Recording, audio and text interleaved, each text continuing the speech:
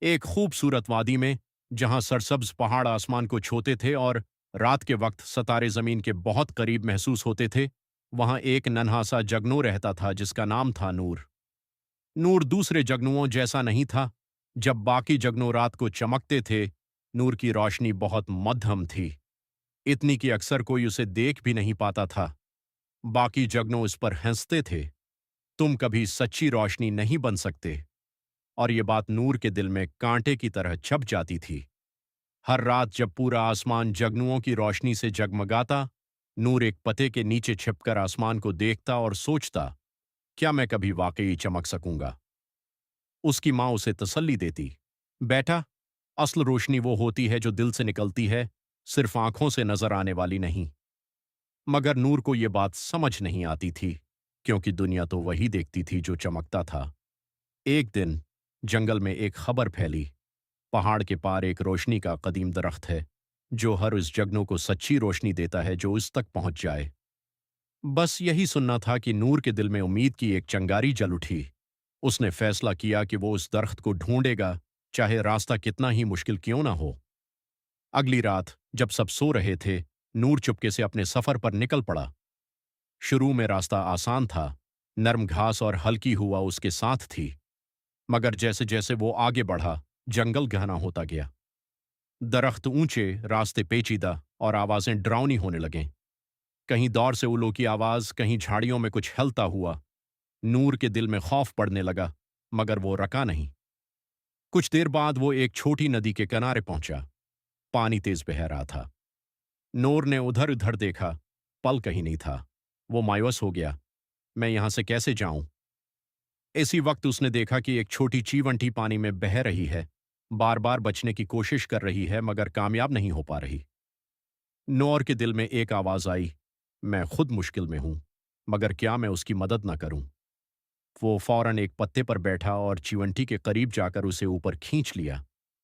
چیونٹی نے کامپتی آواز میں کہا، تم نے میری جان بچائی، میں تمہارا یہ احسان کبھی نہیں بھولوں گی۔ نور مسکرایا، کوئی بات نہیں، بس تم ٹھیک ہو جاؤ۔ حیرت کی بات یہ تھی کہ جیسے ہی اس نے مدد کی، اس کی روشنی تھوڑی سی بڑھ گئی، بہت ہلکی مگر واضح۔ نور نے پہلی بار محسوس کیا کہ اس کے اندر کچھ بدل رہا ہے۔ وہ آگے بڑھا۔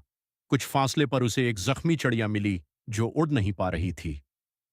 نور کے پاس زیادہ طاقت نہیں تھی مگر اس نے ہمت کی۔ وہ بار بار چڑیا کے قریب جاتا، اسے حوصلہ دیتا اور ایک محفوظ جگہ تک رہنمائی کرتا۔ کافی دیر کی محنت کے بعد چڑیا ایک محفوظ شاخ تک پہنچ گئی۔ اس نے شکر گزار نظروں سے نور کو دیکھا۔ اسی لمحے نور کی روشنی پہلے سے تھوڑی زیادہ چمکنے لگی۔ نور کو سمجھ آنے لگا، مگر وہ ابھی بھی روشنی کے درخت تک پہنچنا چاہتا تھا۔ سفر جاری رہا۔ اب جنگل اور بھی مشکل ہو گیا تھا۔ ایک جگہ اسے گھنا اندھیرا ملا، جہاں کوئی روشنی نہیں پہنچتی تھی۔ نور کی کمزور روشنی بھی جیسے نگل لی گئی ہو۔ وہ ڈر گیا، اگر میں یہاں کھو گیا تو؟ اسی وقت اسے کچھ چھوٹے جانوروں کی سسکیاں سنائی دیں۔ کچھ خرگوش کے بچے اندھیرے میں راستہ بھول گئے تھے۔ نور کے پاس دو راستے تھے، یا تو وہ اپنی حفاظت کرے یا ان کی مدد کرے۔ اس نے گہری سانس لی اور کہا، میں تمہیں راستہ دکھاؤں گا۔ وہ ان کے آگے آگے اڑا، اپنی چھوٹی سی روشنی کے ساتھ۔ آہستہ آہستہ وہ سب باہر کی روشنی تک پہنچ گئے۔ خرگوش کے بچوں کی آنکھوں میں خوشی تھی، تم نے ہمیں بچا لیا۔ اور اسی لمحے نور کی روشنی پہلے سے کہیں زیادہ چمکنے لگی۔ اب وہ واقعی نظر آنے لگا تھا۔ نور حیران تھا، یہ کیا ہو رہا ہے؟ میں نے تو بس مدد کی۔ کافی سفر کے بعد آخرکار وہ پہاڑ کے پار پہنچا۔ وہاں واقعی ایک بڑا خوبصورت درخت کھڑا تھا جس سے نرم سنہری روشنی نکل رہی تھی۔ نور خوشی سے بھر گیا، آخرکار یہی وہ درخت ہے۔ وہ درخت کے قریب گیا اور بولا، میں بہت دور سے آیا ہوں، مجھے سچی روشنی چاہیے، مجھے بھی دوسروں کی طرح چمکنا ہے۔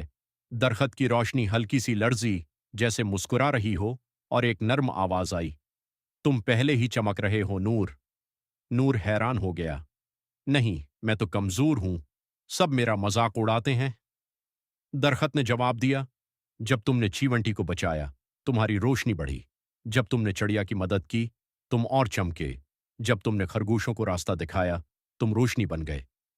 نور خاموش ہو گیا۔ اس کے دل میں وہ تمام لمحات تازہ ہو گئے۔ درخت نے کہا، اصل روشنی وہ نہیں جو صرف نظر آئے، اصل روشنی وہ ہے جو دوسروں کے کام آئے۔ نور کی آنکھوں میں چمک آ گئی۔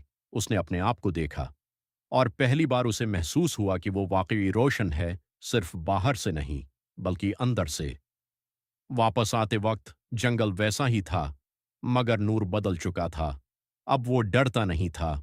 اب وہ ہر اس جگہ جاتا جہاں اندھیرا ہوتا اور اپنی روشنی سے دوسروں کی مدد کرتا۔ جب وہ اپنی وادی میں واپس پہنچا تو دوسرے جگنو حیران رہ گئے۔ یہ کیسے چمک رہا ہے؟ نور مسکرایا۔ اس نے کچھ نہیں کہا، بس ان کے ساتھ اڑنے لگا۔